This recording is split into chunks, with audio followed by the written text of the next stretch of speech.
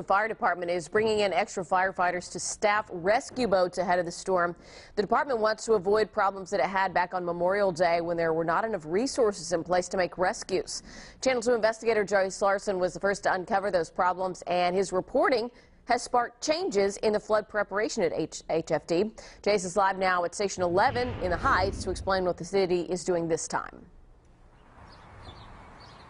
Hey, Lauren, here in the Heights, they're going to have 3 rescue boats just like this. They are going to be ready to go at a moment's notice.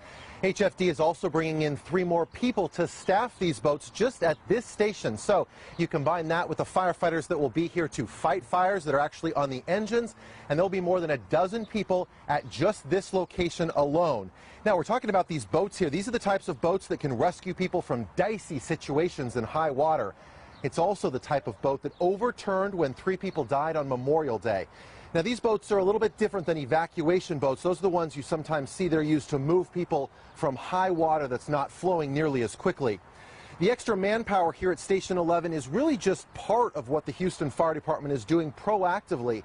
There will also be an additional rescuer at Station 10, which is at the West Beltway in Bel Air.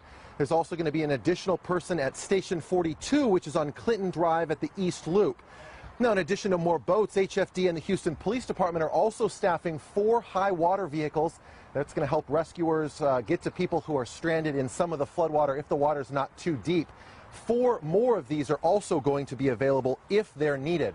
Now, the effort that HFD is putting into everything today is much more than what they did back on Memorial Day.